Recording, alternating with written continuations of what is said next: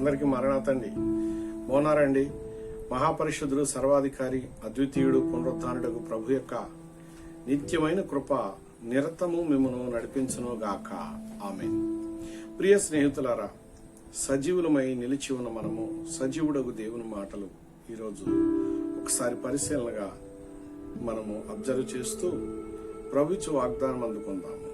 ప్రియ స్నేహితులారా, కొరింథీయులకు రాసిన 2వ పత్రిక 13వ అధ్యాయము 11వ వచనమును మనం చూసినట్లయితే అపోస్తలుడైన పౌలు గారు దేవుని ప్రేమయందు నిలిచి ఉన్నటువంటి సహోదరులకు తెలియజేయుచున్న మాట: ప్రేమ సమాధానములకు కర్తయగు దేవుడు మీకు తోడయుండును అని ఓ చక్కని ఆశీర్వాదము ఎంతో విశ్వాసముతో వారికి ఇచ్చి ఉన్నారు. ప్రియులారా, దేవుడు ఏం కలిగి ఉన్నారు అన్నది ఇక్కడ ఆయన విశదపరుస్తూ ఉన్నారు. ప్రేమ సమాధానములకు కర్తయగు దేవుడు అన్నారు. ఇక్కడ అనగా సృష్టికర్త అయినటువంటి దేవుడు ప్రేమను కలిగి ఉన్నాడు, సమాధానమును కలిగి ఉన్నారు. ప్రేమకు సమాధానమునకు కర్త దేవదేవుడు, సృష్టికర్తయే.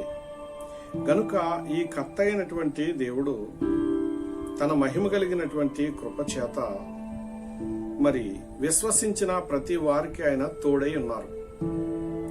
ఉన్నారు. ప్రియులారా, ఆ కాలమందు కొరింథీ సంఘానికి దేవుడు మరి ఈ విధముగానే తోడై ఉన్నట్లుగా పౌలు గారు చెప్తూ ఉన్నారు.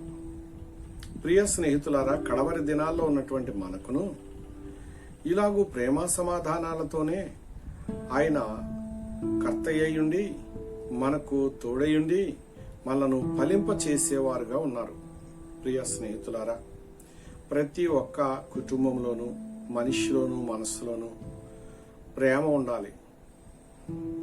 దేవుని యొక్క మహాకృపను బట్టి ఒకరి ఎడల ఒకరు ప్రేమ తత్వాన్ని కలిగిన వారుగా ఉండాలి.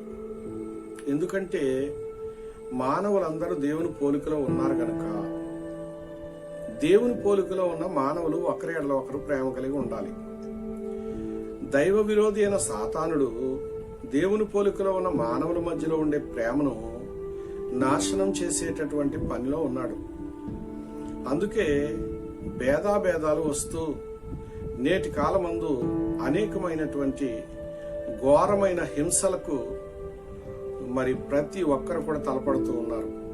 ప్రియులారా, ఒకరిని ఒకరు హింసించుకోవడం, దూషించుకోవడం, నిందించుకోవడం, శాంతి సమాధానాలు లేకుండా జీవించటం, అక్రమాలకు అధికమైనటువంటి చోటును ప్రతి ఒక్కరి మనసులో ఇవ్వడం, ఇలాంటివి ఎన్నో సంభవిస్తూ ఉన్నటువంటి దుర్దినాలలో మనం ఉన్నాము.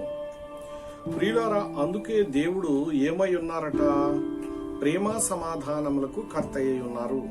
అట్టి ప్రేమ సమాధానములకు కర్త అయినటువంటి దేవుడు నేడి మాటలు వినుచున్నటువంటి నీకు తోడై ఉన్నాడు గనుక నీవు భయపడవలసిన పని లేదు.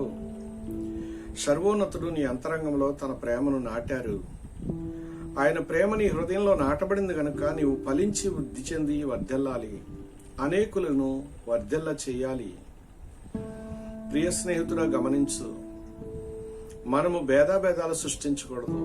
ప్రేమతత్వంతో ప్రతి వారు కూడా ఐక్యతతో, సమాధానంతో ఒకరినొకరు ఆదరించుకుంటూ, సహకరించుకుంటూ ఫలించేటటువంటి మార్గంలో సాగాలి. ప్రియులారా, ఇది దేవుడు కోరుకున్నటువంటి మార్గము గనుక ఇక్కడ ఆశీర్వాదము ప్రతి ఒక్కరికి అవసరమైనది గనుక ఆ కాలమందు సంఘబిడ్డలైనటువంటి వారికి పౌలు గారి ఆశీర్వాదాన్ని ఇచ్చారు. ప్రియులారా, నేడున్న మనకును ఈ ఆశీర్వాదము చాలా ప్రాముఖ్యమైనది గనుక మరి మన ఎడల ప్రేమ సమాధానములకు కర్తగా యేసుక్రీస్తు వారు ఉన్నారు కనుక ఆయన వాటిని మన అంతరంగంలో నిరంతరము ఫలింపచేయచ్చు. మనతో పాటు తాను, తనతో పాటు మనము యుగయుగములు జీవించే ధన్యతలు నిరంతరము మనకు ప్రసాదించున్నట్లు ప్రభుని వేడుకుందాం. ఈ కొద్ది మాటలు ప్రభు దీవించుగాక. చిన్న ప్రార్థన చేద్దాం. మహాపరిశుద్ధుడ, సృష్టికర్త, లోకరక్షకుడ, అద్వితీయుడ, గనుడ, మహారాజా, ప్రాణనాథుడ, స్తోత్రములు స్తోత్రములు స్తోత్రములు. ప్రభువా, నీవు చూపించిన ప్రేమ ఎవ్వరూ చూపించలేరయ్యా. శత్రువులను కూడా ప్రేమిస్తూనే ఉన్నారు. తండ్రి, వీరేమి చేయుచున్నారు, వీరెరుగురు, వీరిని క్షమించమని ప్రార్థనలో ప్రభా చక్కగా మాట్లాడావు. స్తోత్రాలు నాయనా. అప్పటి వరకు శత్రువుగా ఉన్నా నా ప్రభు ఇదిగో దొంగ ఆ క్షణమే మార్పు నొందిన వాడై ప్రభువా ప్రార్థన చేసిన వాడై ఉన్నాడు. స్తోత్రములు దేవాట్లే నా ప్రభా, నీ ప్రేమను ప్రతి ఒక్కరూ తెలుసుకొని ఫలించు భాగ్యం ప్రతి వారికి దయచేయమని జీవము గల తండ్రికి ప్రతి ఒక్క అంతరంగాన్ని సమర్పించుకుంటూ యేసువారి పేరిట వేడుకుంటున్నాను పరమ తండ్రి. ఆమేన్. అందరికీ మరణా తండ్రి.